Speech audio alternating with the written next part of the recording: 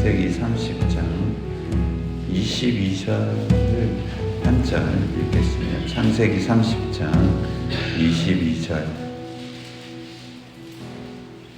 구약 45페이지 한 절이나 같이 읽겠습니다. 시작. 하나님이 라헬을 생각하신지라 하나님이 그의 소원을 들으시고 그의 태를 여셨으므로. 아멘. 오늘 우리가 말씀을 받을 때 오늘 본문대로 하나님이 라헬을 생각하신 것처럼 우리를 생각하시고 또 우리의 기도에 응답하시는 은혜가 있기를 주님의 이름으로 축복합니다. 오늘 본문은 30장 1절부터 24절까지인데 우리가 잘 아는 대로 이 본문은 주석에서 이야기하는 대로 아기 전쟁이라고 할 만큼 두 여인이 한 남자의 사랑을 차지하기 위해서 전쟁과도 같은 인생을 벌이는 어떻게 보면 좀 막장 드라마 같은, 우리 식으로 표현하기가 좀 그렇지만 드라마인데 굉장히 좋지 않은 드라마의 내용인 거죠. 레아와 라헬이 거의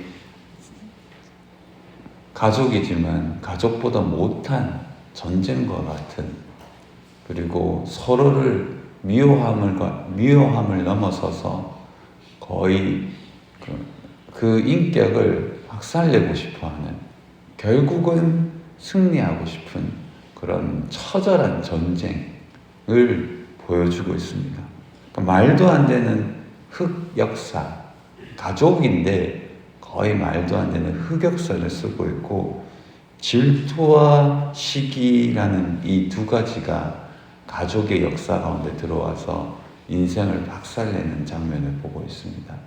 그래서 우리의 삶에도 인간관계, 또 모든 관계에서 굉장히 우리를 힘들게 하는 것이 뭐냐면 시기와 질투입니다. 시기와 질투는 우리가 다 가진 사람이라고 없는 게 아닙니다. 서울대 학생들이 가장 비교적 열등감이 강하답니다.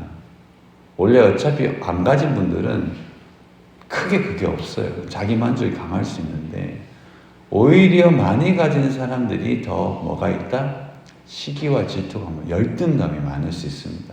사실 말 그대로 인간은 다 누군가보다 더 뛰어나기를 원하고 잘 되기를 원하고, 그래서 내가 그 사람보다는 나은 것 같은데 그 사람이 잘 되면 마음속에 시기와 질투가 이렇게 들어옵니다. 그래서 사단이 제일 잘 하는 게 뭐냐 하면 인간의 마음에 열등감과 비교적인 우월감과 상대적인 박탈감, 어쨌거나 인간 마음에 자기 자신을 높이려고 하는 마음을 일으켜서 내가 그보다 나은데 라는 마음을 넣어서 그의 인생을 굉장히 힘들게 하죠. 여러분, 한 번도 져본 적이 없는 사람이 라헬입니다. 여러분들이 라헬을 잘 이해하시면 좋은데, 라헬은 예뻤고 지난번에 성경의 말씀대로 외모가 뛰어났다는 것은 분명합니다. 레아가 못생겼다는 말이 아니라 레아는 치명적으로 시력이 약했다고 얘기하는데 눈이 사팔뜨기라는 해석도 가능합니다. 말 그대로 얼굴은 딱 균형이 맞아 예쁜 건데 레아가 못생긴 게 아니라 치명적인 단점이 분명히 있었다는 게 성경의 이야기예요. 근데 라헬은 완벽한 외모를 가지고 있었단 말이에요. 보기에 딱 예뻤단 말이에요. 그러니까 야곱이 욱 들어온 거죠. 누가 봐도 예쁜 사람. 그리고 라헬이 양쳤잖아요. 이게 굉장히 중요한 사실인데 라헬은 주도적인 여성상을 의미합니다. 라헬은 굉장히 주도적이에요. 자기가 강해요. 자아가 강해요. 보통 그렇잖아요. 잘난 사람들이 좀 잘났다고 생각하는 사람들의 특징이 자아가 강해요. 그게 문제죠. 이 세상에 잘난 사람, 못난 사람 없습니다. 인간은 하나님의 패, 다 죄인일 뿐임을 믿으시기를 바랍니다. 그래봐야 그냥 한 인간이에요. 그래봐야 좀 잘나봐야 도승들, 부자야 봐야 온 우주를 만드신 하나님 앞에는 아무것도 아니에요. 우리끼리 싸워봐야 아무것도 아니에요. 그렇죠? 우리끼리 싸워봐야 이 읍에서 대단해봐야 그냥 그 수준이에요. 우리가 마음을 좀 넓게 써야 돼요. 하나님 앞에 있으면 겸손해질 줄 믿습니다. 우리가 그래서 누구 앞에서 나 자신의 정체성을 찾느냐가 되게 중요해요. 우리는 하나님 앞에서만 나의 정체성을 발견해야 될 줄 믿습니다. 그래야 건강해져요. 저보다는 낫지. 그럼 다른 사람보다 못하면 화가 나거든요. 여러분, 라헬은 한 번도 적은 적이 없는데 자기 인생에서 사랑하는 남편도 얻었어요. 쉽게 말해서 이겼죠. 그런데 신기하게도 하나님이 막으셨죠. 아이가 없어요. 고대 근동에서 가장 수치는 아이가 없는 거예요. 다 가졌는데 하나가 없어요. 그걸 못 참아내죠, 라헬이. 라헬의 성격상 못 참아냅니다. 우리도 그런 거 있죠. 충분히 우리가 다 그분을 봤을 땐 충분한데 그것 때문에 걸려 넘어지는 분이 있단 말이에요. 여러분, 라헬은 너무나 힘겨워서 1절에 이렇게 얘기합니다. 라헬이 자기가 야곱에게 아들을 낳지 못함을 보고 그의 언니를 뭐 했다? 시기하여. 그냥 기도를 열심히 했으면 한나처럼 낳았을 건데 야곱의 아내 라헬은 한나가 아닙니다. 그런데 하나님이 참 감사하게도 라헬을 통해서 요셉을 낳게 하는 거죠. 한나는 기도의 어머니의 전형입니다. 너무나 아름다운 어머니. 여러분, 라헬이 되고 싶으세요? 한나가 되고 싶으세요? 말은 하지 않지만 아무도 라헬이 되고 싶지는 않을 겁니다. 아이 낳다가 라헬은 죽잖아요. 아무도 되고 싶지 않아요. 한나 고생은 많이 했죠. 다 한나처럼 되고. 그런데 여러분, 라헬이 낳은 아들 요셉, 한나가 낳은 누구죠? 맞아, 사무엘. 누가 위대합니까? 비교할 수 없는 겁니다. 하나님이 긍휼을 베푸시면 다 은혜롭게 될 줄 믿습니다. 우리의 어떠함 때문에 응답되는 것이 아니라 하나님이 역사하면 될 줄 믿습니다. 이걸 받아내야 돼요. 내가 라헬인지 내가 한나인지가 중요한 게 아니라 하나님이 어떻게 기억하시고 응답하시는지가 중요합니다.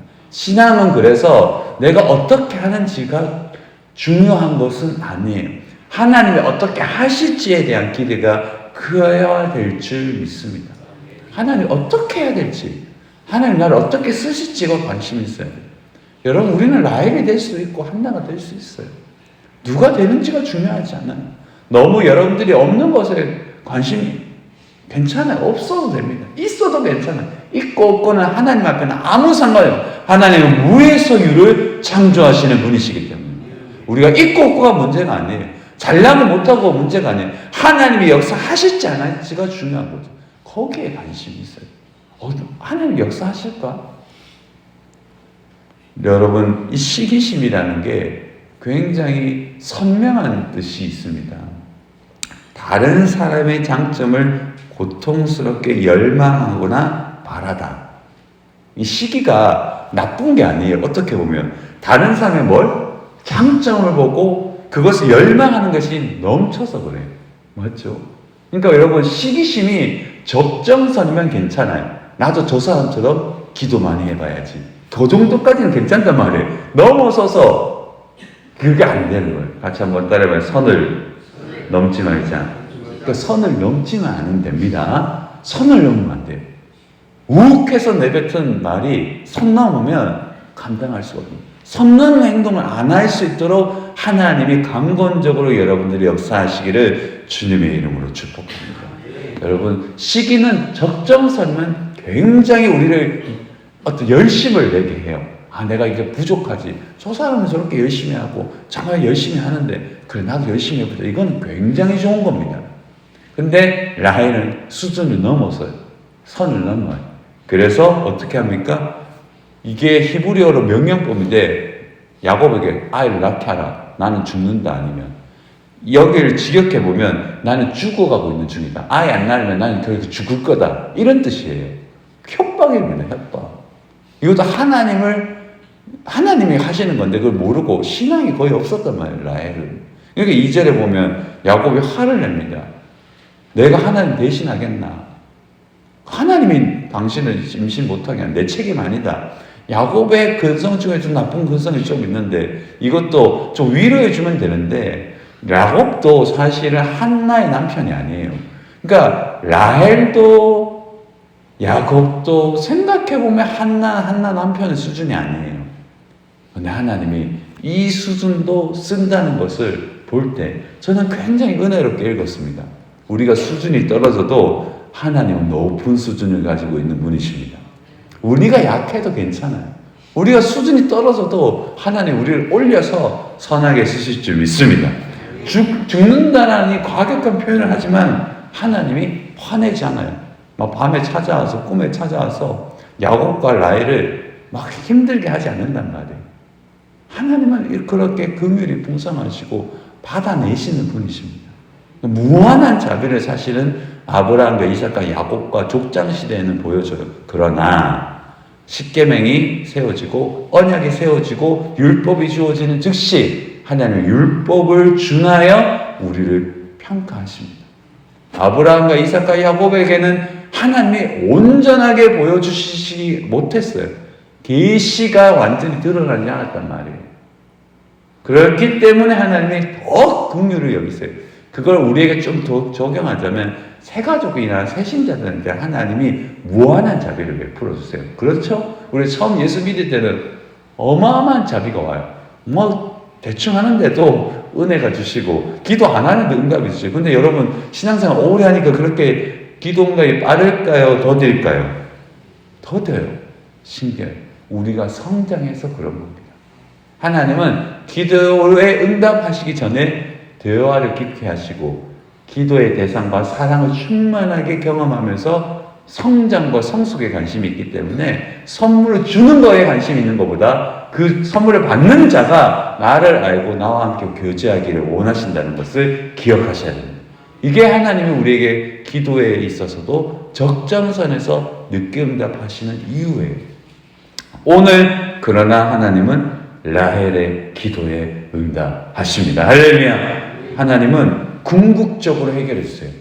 레아 라헬이 막장으로 흑역사를 쓰는데 하나님을 라헬을 생각해요. 야곱도 해결할 수 없고 레아도 해결할 수 없고 그 누구도 해결할 수 없는 이 아이 낳는 것, 라헬과 야곱이 아무리 노력해도 해결할 수 없는 이 생명을 잉태하는 이 처절한 하나님의 응답의 역사가 결국 22절에 하나님이 라헬을 생각할 때 이루어집니다. 이걸 번역을 크게 하지 않아도 우리의 궁극적인 문제가 해결되는 순간은 언제일까요? 하나님이 우리를 생각하실 때입니다. 하나님이 우리를 기억하실 때 우리의 인생은 회복될 줄 믿습니다. 이 기억한다는 단어가 생각한다는 단어가 기억한다는 단어거든요. 히브리어 뜻은 기억하다, 회상하다, 아는 것을 상기하다. 이게 되게 신기하죠. 응답이 안 됐다고 생각하지만 더디 기다렸으니까 라헬 입장에서는 하나님도 원망스럽고 자기 남편도 원망스럽고 세상도 원망스러웠는데 성경은 하나님은 계속 알고 계시고 보고 계시고 기억하고 계셨다가 그에게 딱 맞게 응답해 주시고 아이를 주십니다. 그게 하나님이에요. 우리는 딱 맞는 때를 몰라요. 하나님이 아십니다. 하나님이 하시는 거예요. 여러분, 하나님만이 소원을 들으시고 우리에게 딱 맞는 기도의 응답의 시기와 모습과 기도 응답의 크기를 결정하는 것을 꼭 기억하시기를 바랍니다. 때와 시간, 기도의 크기의 모습도 우리가 정하는 것이 아니라 하나님이 정하는 겁니다. 그리고 기도의 응답을 하나님은 하시고 또한 더하여 베냐민까지 주십니다. 하나님 더하여 주시는 분이 물론 그 아이를 갖다가 라헬은 하나님께 올라가지만 그의 인생의 끝을 보지만 어쨌든 하나님은 라헬의 모든 소원을 응답하세요. 여러분들이 하나님의 나라에 가기 전까지 여러분들의 모든 기도가 응답되기를 주의 이름으로 진심으로 축복합니다. 여러분, 기도라는 것은 그렇기 때문에 굉장히 중요해요. 여러분들이 좀 고민해 보셔야 될 것이 성경에는 라헬이 간절히 기도했다는 것이 나오지 않습니다. 이것이 굉장히 아이러니인데 여기에 보면 라헬이 간절히 하나님께 기도했다는 것이 나오지 않아요. 문장으로 정확하게는. 그런데 하나님은 어떻게 했다? 소원을 들으셨다고 합니다. 이것이 은혜입니다. 우리가 간절히 기도하든 기도하지 않든 하나님의 역사는 이루어집니다. 그러나 왜 우리가 기도해야 될까요? 기도란 영원한 생명이 실제로 움직이고 인간이 가장 충만한 길을 찾게 되는 길일 뿐만 아니라 하늘과 땅을 이어주는 유일한 길이기 때문입니다. 기도란 단순히 받기 위해서 하는 게 아니라 영원한 생명이 뭘까요? 하나님과 이어지는 유일한 길이에요, 기도가. 두 번째, 충만하게 하는 길이 뭘까요? 하나님을 사랑하는 길이에요. 또한 기도란 완성되고 온전하게 하늘과 땅이 이어지고 연합되는 길이고 허상에서 구원받는 유일한 길이에요. 말 그대로 여러분, 기도를 해야 될 이유는 소원을 응답받기 위해서가 아니라 기도하지 않아도 라헬처럼 요셉을 받게 되어 있어요. 어떻게 보면 우리가 건강하게 살고 은혜를 받으면 기도할 제목을 잘 몰라도 존재 자체만으로 하나님 기뻐하시기 때문에 기도를 응답해 주십니다. 소원을 들어주세요. 그런데 왜 기도가 필요할까요? 우리가 기도하지 않으면 하늘과 땅이 이어지지 않고 완성적인 아름다운 관계를 누리지 못할 뿐만 아니라 영원한 생명인 그리스도 예수와 교제함으로 말미암아 주어지는 풍성한 은혜를 못 누리기 때문입니다. 풍성한 은혜가 뭘까요?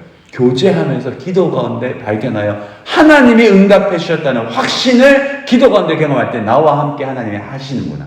하나님이 나와 함께 하시는구나. 이런 확신이 얼마나 신앙생활을 행복하게 하겠습니까? 나와 함께 하시는구나. 그래서 저는 이 신학자의 구절이 좋던데 허상에서 구원받는 유일한 길은 기도입니다. 허상이 뭘까요? 소원이 응답돼야 된다는 허상. 이렇게 돼야 된다는 허상. 이런 식으로 응답돼야 된다는 허상.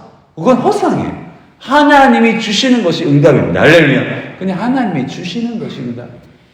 가장 큰 응답은 기도하게 된 것이 응답입니다. 기도의 자리를 회복하는 것이 응답이에요. 그리고 하나님이 그냥 주시는 것. 그리고 하나님과 관계가 회복되는 것. 그게 그냥 기도 응답의 끝입니다.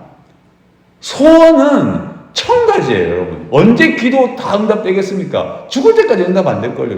우리는 소원이 1000가지라서. 그렇잖아요. 계속 기도 제목이 나오는데요. 언제 응답이 다 되겠습니까? 안 돼요. 결국은 기도 응답하시는 하나님을 우리 안에 모셔야 될 줄 믿습니다. 이게 결국 영원히 행복하는 유일한 길이에요. 응답이 안 돼도 행복해. 왜냐? 하나님 나와 함께 하니까. 주기철 목사님이 왜 감옥에서 행복하셨겠어요? 마지막에 여러분들이 소원을 하시잖아요. 내가 숭늉한 거를 먹고 싶소. 왜 그걸 견디셨을까요? 그리스도가 함께 했기 때문입니다. 가시밭길을 걸으면서 피가 막 그리스도가 함께 했었기 때문에. 그리스도와 함께 하는 자리가 기도가 응답하든 응답하지 않든 우리가 구례에 살든 어디에 살든 다 괜찮은 거죠. 그리스도가 함께 하셔야 되는 거예요. 여러분들 그리스도가 함께하는 이 자리에서 그리스도와 함께 이문을 나가고 그리스도와 함께 사시고 그리스도와 함께 더불어 동행하시는 은혜가 있기를 주님의 이름으로 축복합니다. 하나님 아버지, 라헬은 인생을 극으로 삽니다. 소원을 응답받기 위해서 미치도록 전쟁을 합니다. 근데 응답되지 않습니다. 결국 하나님이 그냥 라헬을 불쌍히 여겨서 응답이 돼서 소원을 들어주시는데 하나님, 오늘 이 새벽에 나온 모든 귀한 분들을 축복합니다. 아무것도 하지 않아도 주님이 응답한다는 사실을 은혜로 받게 하여 주시고 하나님, 기도하다가 몸의 질병이든 마음의 질병이든 하나님 정말 하나님이 만지셔야 될 것이 있다면 이 새벽에 이 문에 나가기 전에 다 회복되고 그리스도 예수의 만지심으로 하나님 치유와 회복을 경험하고 이 문에 나가게 하여 주시옵소서. 예수님의 이름으로 기도드립니다. 아멘.